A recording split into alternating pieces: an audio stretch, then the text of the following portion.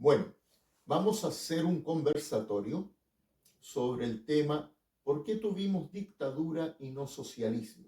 Ahora que se conmemoran los 50 años del golpe cívico-militar que derribó al presidente Salvador Allende e inauguró una, diría yo, cruel, terrible dictadura militar, con violación sistemática de los derechos humanos y arrasando lo que habían sido las conquistas sociales del pueblo y la clase trabajadora chilena.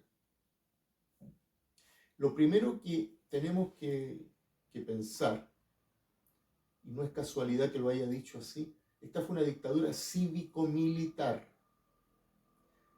Sin duda, los que hicieron el grueso del trabajo más sucio, más criminal, fueron uniformados, o gente que de civil en realidad respondía a los cuerpos uniformados, agentes del Estado, que cometieron las peores tropelías, violaciones, torturas, asesinatos, ejecuciones sumarias, que mandaron a más de 1 millón de personas al exilio.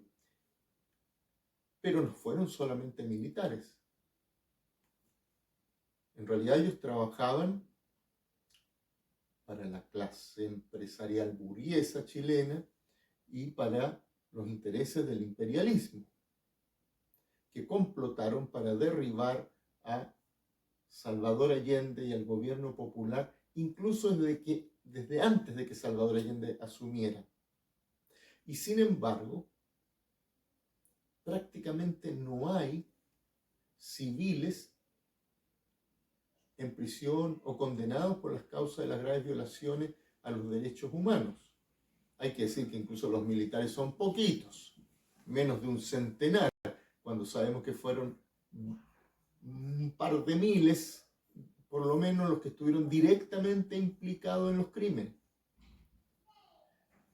Esta gente ha gozado de la impunidad, de trenzas, de silencio, de pactos para no decir nunca la verdad. Hay que recordar que recién después de 50 años se condenó a los militares que asesinaron brutalmente al que era el jefe de gendarmería de la época.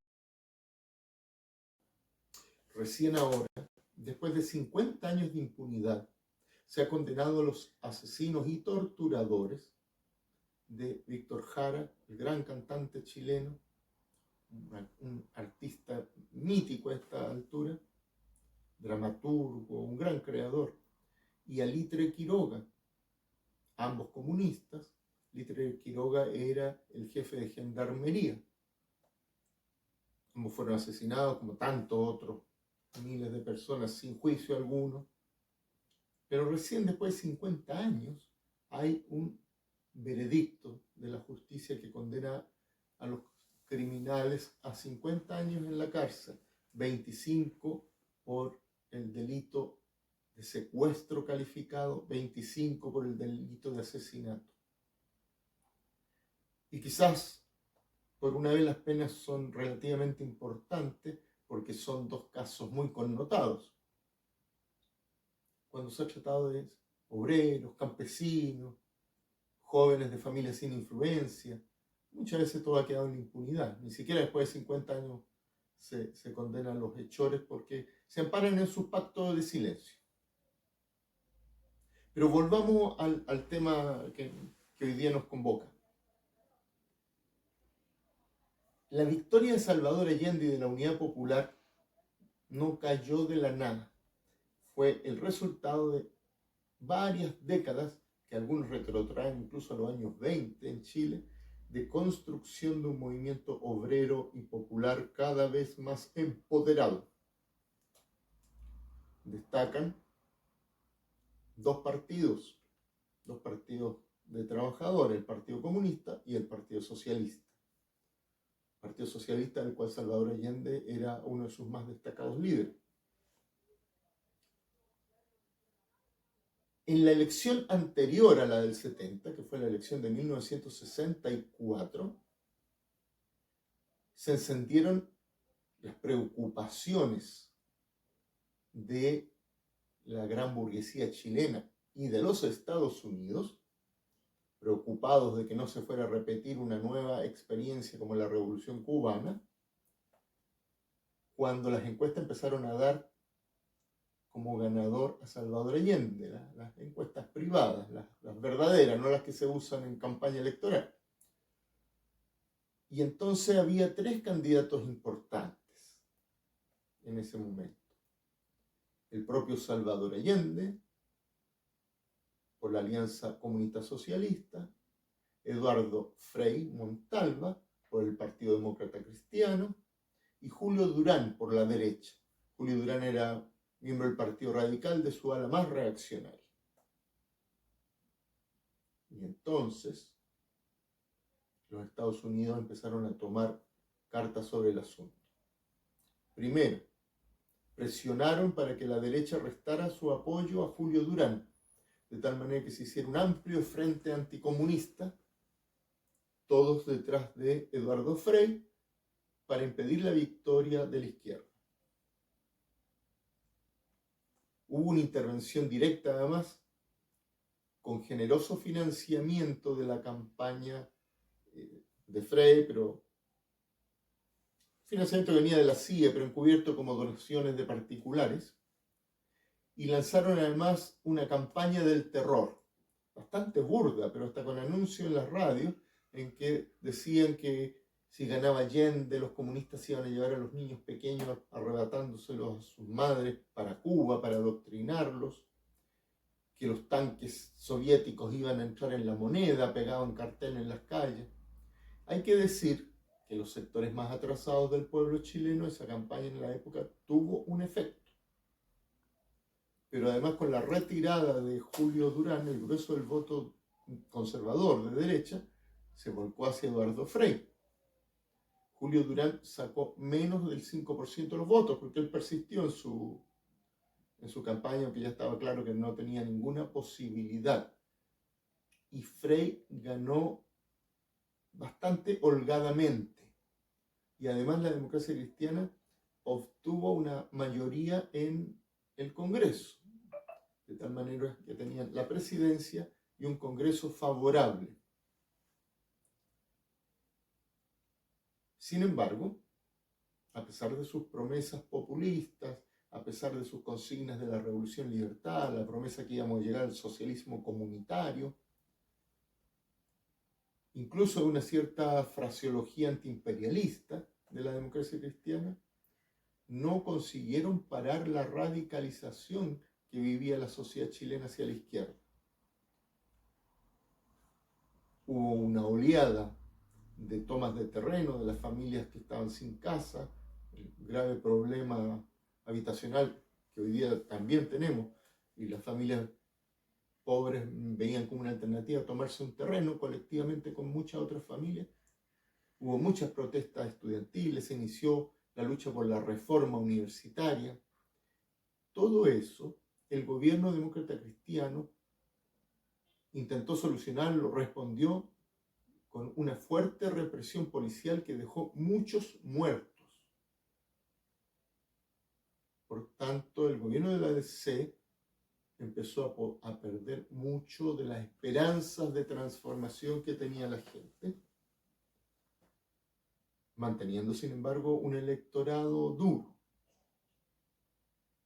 Pero además la reforma agraria que inició el gobierno demócrata cristiano, a pesar de todas sus limitaciones, enfureció a la oligarquía chilena. La sindicalización del campo, la promoción popular, que era incentivar desde el gobierno demócrata cristiano la organización en las poblaciones o barriadas pobres, y con programas de autoconstrucción. Todo eso defraudó lo que esperaba la derecha del gobierno de Frei.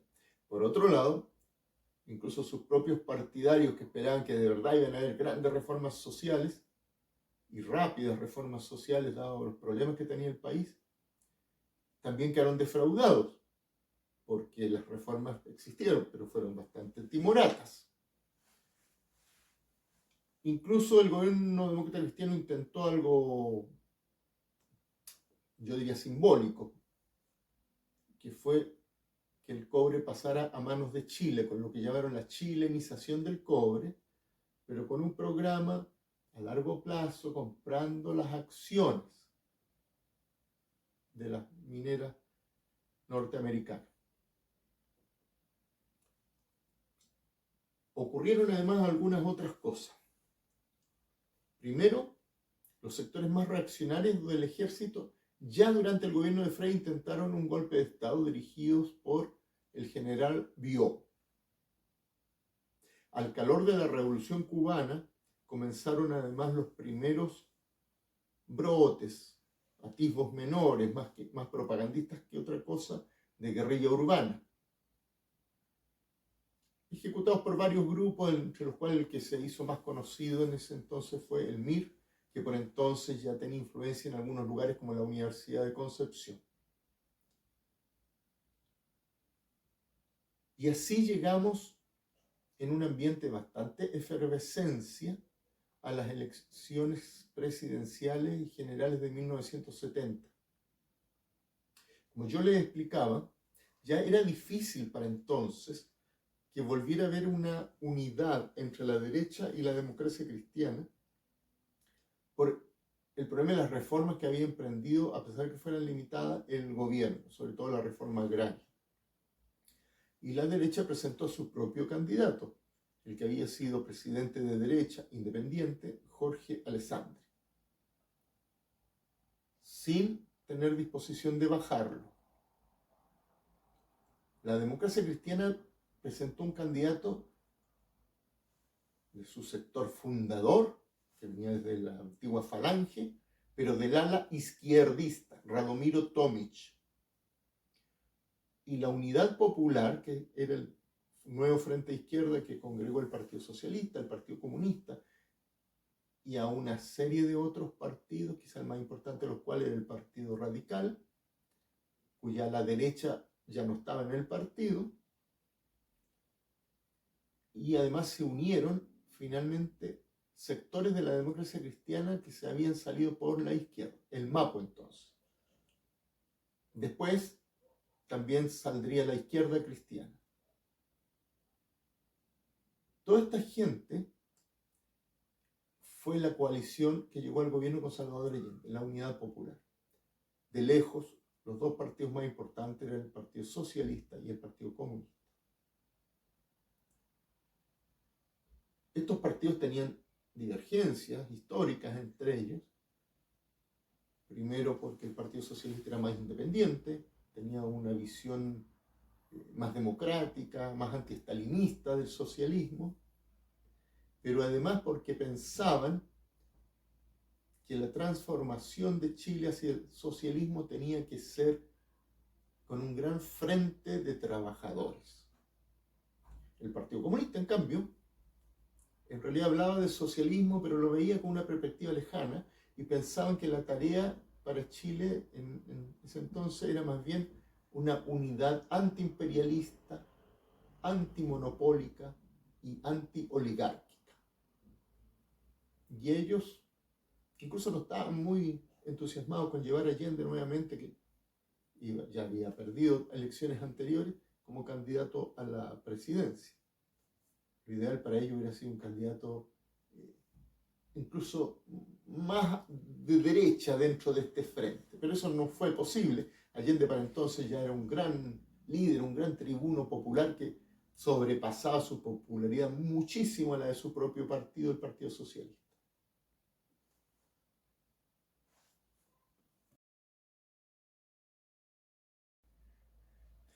Nunca en la historia de Chile hubo de manera tan rápida y en total cumplimiento del programa de gobierno una transformación tan importante promovida desde el gobierno como durante el gobierno de Salvador Allende. Yo diría que esas transformaciones se pueden agrupar en tres grandes bloques. Una que yo llamaría la revolución cultural, otra la serie de transformaciones de tipo económico y finalmente la puesta en cuestión del Estado oligárquico burgués que había en Chile. Esas cosas para las clases dominantes chilenas eran insoportables. Primero que nada, y desde luego lo más importante para ello, por supuesto, la cuestión económica. Chile nacionalizó el cobre y toda la gran minería, o sea, las riquezas más importantes del país en esa época, arrinconando además al conjunto de las fuerzas políticas del gobierno. Hasta la derecha se vio obligada a votar a favor de la nacionalización del cobre. Pasaron a manos estatales los grandes monopolios extranjeros, como la compañía de teléfono. La práctica totalidad de la banca. Y una serie de empresas que estaban en la lista del programa de la Unidad Popular también fueron nacionalizadas, estatizadas. La reforma agraria sufrió un impulso muy importante. Pero las cosas no quedaron ahí, sino que la sociedad chilena entró en ebullición. Los campesinos comenzaron a ocupar los fondos que no habían sido aún ocupados por la Corporación de Reforma Agraria, la CORA. El pueblo mapuche se movilizó para recuperar las tierras antaño robadas a su pueblo. Y cuando la burguesía intentó, con el apoyo del imperialismo norteamericano, todo lo cual está muy bien documentado a esta altura, paralizar la economía del país, haciendo sufrir a la población para que la población se levantara contra Allende, el famoso paro patronal de octubre del 72, que empezó con un paro de los camioneros que pretendía bloquear el suministro de materias primas, el suministro de artículos de consumo en el país, a lo cual se unieron los gremios empresariales y las asociaciones profesionales liberales. La respuesta de la clase obrera y de la juventud que apoyaba el gobierno de Allende fue enorme. Los trabajadores, incluyendo trabajadores demócratas cristianos, ocuparon todas las fábricas o empresas que estaban cerradas, además porque necesitaban trabajar para vivir. Y los jóvenes también ayudaron en eso y en la ocupación de los supermercados que habían paralizado. De tal manera que cuando terminó derrotado el paro patronal, el gobierno había intervenido a petición de los trabajadores, nombrando interventores que dirigían estas empresas junto con los trabajadores. El área que se llamó de propiedad social en Chile sobrepasaba el 70% de la economía. O sea, en Chile había una verdadera revolución. Lamentablemente, como vamos a ver, esta revolución era una revolución desarmada, una revolución en la que los partidos de la Unidad Popular eran muy respetuosos de la institucionalidad y estaban muy presos de algunos mitos, como que las Fuerzas Armadas en Chile eran constitucionalistas, iban a respetar el veredicto de las urnas siempre. Y hay una tercera cosa que hay que mencionar, que es el papel del Estado y la revolución cultural que se produjo. El papel del Estado, que siempre había sido el garante de la propiedad privada y del orden oligárquico y burgués en Chile, empezó a ser cuestionado. El paro patronal de octubre también impulsó el desarrollo autónomo de formas todavía muy embrionarias, pero de poder paralelo a las del Estado burgués. Me refiero a los cordones industriales. Las fábricas de un sector determinado se agrupaban para colaborar en la defensa de sus empresas amenazadas por la reacción y los grupos fascistas, paramilitares. Se organizaban además para ayudarse unos a otros, intercambiar productos, servicios, y además las juntas de abastecimientos y precios, las JAP, en que la mujer tuvo un papel muy destacado, que ya existían, alcanzaron ahora una relevancia enorme para garantizar la distribución de productos a precios oficiales, evitando que pasaran al mercado negro y a la especulación en todos los barrios populares. Y esto tuvo un impacto enorme, demostró que la clase trabajadora, que el pueblo organizado podía hacer las cosas bien, que no necesitaba necesariamente a los empleadores que querían boicotear y hacer negociado. Esto ponía en cuestión toda la estructura del Estado. Y finalmente, yo les comenté de la revolución cultural. No vamos a entrar en tanto detalle, pero en Chile nunca se leyó tanto, y está estadísticamente demostrado, como en los años de la Unidad Popular. La empresa Quimantú, la editorial Quimantú, produjo una cantidad enorme de libros de pensamiento socialista, pero sobre todo de literatura chilena y latinoamericana e universal, a precios tremendamente baratos, de tal manera que en cualquier hogar pobre, obrero, la gente podía tener sus colecciones de libros y la gente se acostumbró a leer mucho. Pero además se llevó la cultura de élite a los lugares donde la gente trabajadora vivía. Me refiero a la música, incluyendo música docta, al ballet, a las obras de teatro. Los estudiantes fueron llevados desde barrios populares a ver espectáculos a los cuales normalmente solo tenían acceso hasta entonces o la burguesía o las clases medias acomodadas. Y aquí, solo para recordar como un ejemplo, al maestro Jorge Peña Gen, de La Serena, un gran músico de una familia bastante acomodada, que había tenido una educación de excelencia, que había vivido en Europa y en Chile como músico, pero era partidario del gobierno popular, y él desarrolló una idea señera, que fueron las orquestas infantiles y juveniles de música selecta. Esto tuvo tanto éxito que ese ejemplo posteriormente ha sido copiado en otros países del mundo.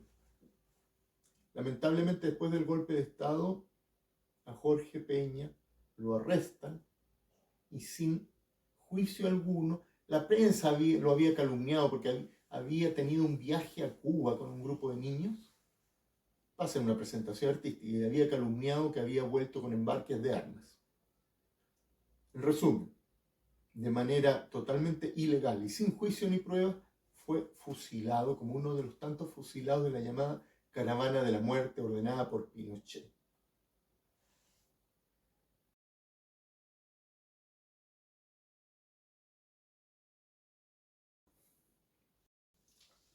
Hablábamos que la revolución chilena, porque hubo en esos años un proceso revolucionario, que en parte fue impulsado desde el gobierno con su programa, pero en gran parte fue sobrepasado con creces por la propia capacidad de movilización, de organización, de inventiva popular. Pero yo les decía, fue una revolución desarmada. En realidad, la izquierda, el pueblo partidario de Salvador Allende, estaba maniatado porque no tenía cómo defender al gobierno en caso de un golpe de Estado. Aún así, los golpistas demoraron bastante en estar seguros de que se podían atrever a dar el golpe. Entre otras cosas porque hay testimonios de que cuando Allende fue electo, hubo vivas en los cuarteles militares por parte de los soldados. Pero siempre en estos casos, las instituciones militares en cualquier lugar del mundo tienen una dura cadena que maniata al inferior de tomar decisiones propias, la disciplina militar. Y eso no se rompe fácilmente. La única manera que se rompa es que, además de tener simpatías por el gobierno en caso de un golpe, vea que hay una fuerza militar capaz de enfrentar ese golpe. Eso no se dio en el caso chileno. Ya antes de que Salvador Allende asumiera, los Estados Unidos, la Central de Inteligencia, los grupos de ultraderecha, intentaron maniobras, yo diría, casi desesperadas para impedir que el Congreso Pleno designara a Salvador Allende como presidente. Salvador Allende no había obtenido la mayoría absoluta, o sea, no tenía el 50% más uno de los votos, tenía un poco más de un tercio. Le seguía el candidato de la derecha, Jorge Alessandri, lo separaba solo menos de un par de puntos de diferencia. Y luego estaba el candidato de la democracia cristiana, Ramiro Tomic, que aunque había sido derrotado claramente, era el tercero, sin embargo tenía un caudal de voto importantísimo. Hay que recordar, sin embargo, que el programa de Tomic era casi calcado al del programa de la Unidad Popular, incluyendo la promesa del socialismo comunitario. Pero para evitar que ocurriera la designación, un grupo de ultraderecha, además organizados por dos generales del ejército, uno en retiro ya, intentaron secuestrar al comandante en jefe del ejército de la época para provocar la intervención militar. El comandante, el general René Schneider, se defendió del intento de secuestro y recibió disparos que lo llevaron 2 días después a la muerte. No pudieron evitar que Salvador Allende fuera designado por el Congreso Pleno como presidente de la República. Y después se siguieron sucediendo actos similares.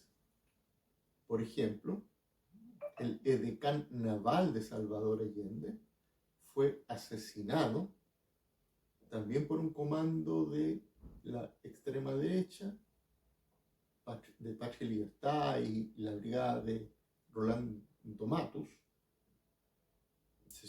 todo financiado, movido por la CIA, porque se querían deshacer de la gente que no quería dar el golpe de Estado y que tenía posiciones de relevancia.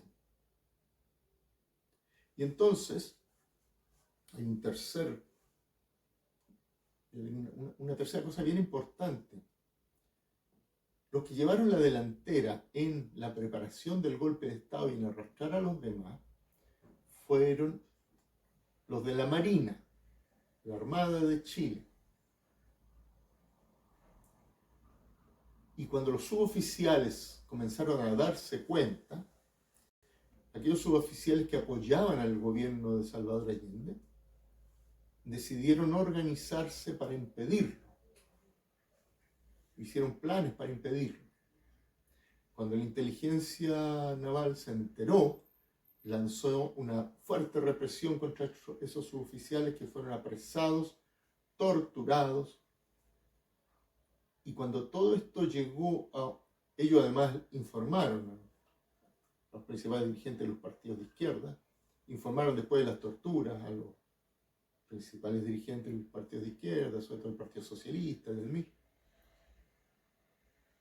Lamentablemente, el gobierno hizo oídos sordos a las denuncias, o aparentó hacer oídos sordos, les quitó el apoyo. Y la justicia encausó al secretario general del Partido Socialista en esa época, Carlos Altamirano, a Miguel Enrique y a otros personeros de otros partidos de izquierda como participantes de actos de sedición.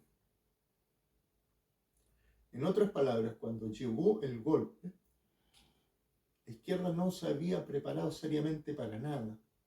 Habían hecho muchos discursos, algunos discursos incendiarios, pero no se sale a resistir un golpe de Estado de esta envergadura simplemente con la voluntad al llamado del presidente o de algún dirigente. Hay que tener armamento, hay que tener planes de contingencia, hay que tener una doctrina militar para enfrentar el golpe. Nada de eso estaba preparado. De tal manera que lo que tuvimos en Chile fue lamentablemente una masacre, no una guerra civil, como nos han querido a veces vender. El golpe podía haber sido parado, pero no en las condiciones a las que llegamos al 11 de septiembre de 1973. Eso es lo que tenemos que conversar para evitar que vuelva a ocurrir.